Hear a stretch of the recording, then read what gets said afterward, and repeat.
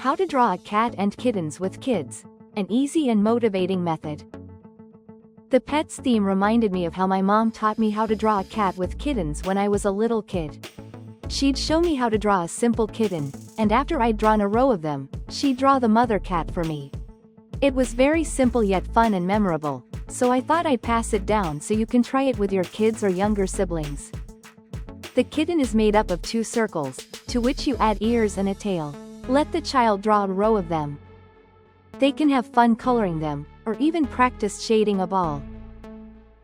After the kittens are done, you add the lying mother cat behind them. Now the whole scene is complete. It's a really simple exercise that not only teaches drawing a cat, but also encourages using imagination for the kitten's patterns and learning to shade. But most of all, you have fun together.